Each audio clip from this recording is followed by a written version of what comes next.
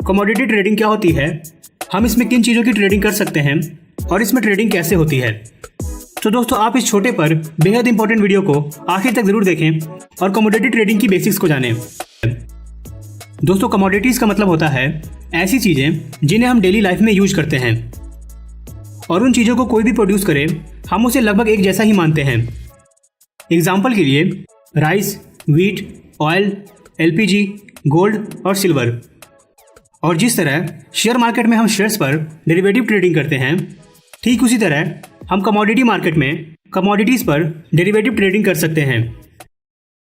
Commodity market में generally 4 तरह के कमोडिटीज़ में ट्रेडिंग होती है। पहली है एग्री कमोडिटीज़, जैसे cotton, cardamom, soybean, black pepper, sugar, pulses, castor seed, maize और बार्ली। दूसरी है बेस मेटल्स, जैसे एल्यूमिनियम, कॉपर, लेड, निकल और जिंक। तीसरी है प्रीशियस मेटल्स, या जिसे हम बुलियंस भी कहते हैं। इसमें मेनली 2 कमोडिटीज आती हैं, गोल्ड और सिल्वर।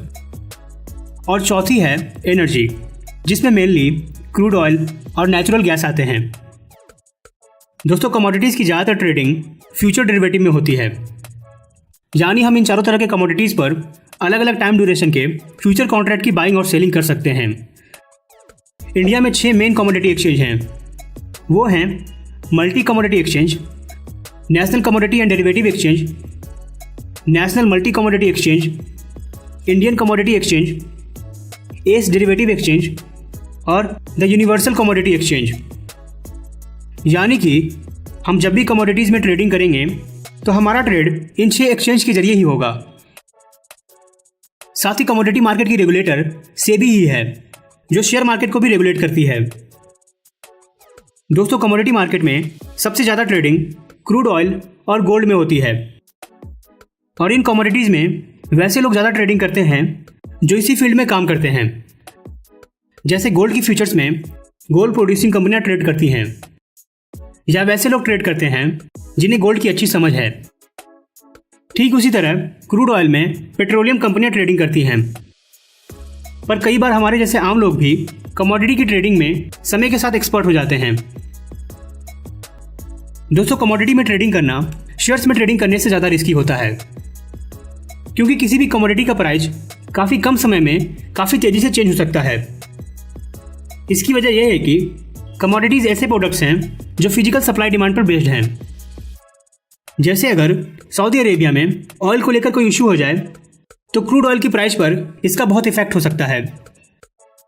ठीक इसी तरह अगर इंडिया में शुगर की प्रोडक्शन ज़रूरत से काफ़ी कम हो जाए तो शुगर की प्राइस इंडियन कमोडिटी मार्केट में काफ़ी तेज़ी से बढ़ सकती है।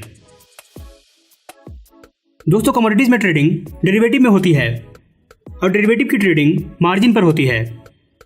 इस वजह से अगर हमारा ट्रेड गलत हो गया तो हमें काफ़ी नुकसान हो सकता है, पर अगर हमारा ट्रेड सही हुआ तो हमें मार्जिन की वजह से काफ़ी प्रॉफिट भी हो सकता है। तो ये थी आज कमोडिटी के ऊपर एक कंप्लीट जानकारी, जिसकी आपको काफ़ी अच्छे तरीके से जो है नॉलेज मिल गई होगी। और अब आपसे रिक्वेस्ट ये है कि अगली क्लास में फिर मिलेंगे एसिड क्लास के अंदर। धन्यवाद।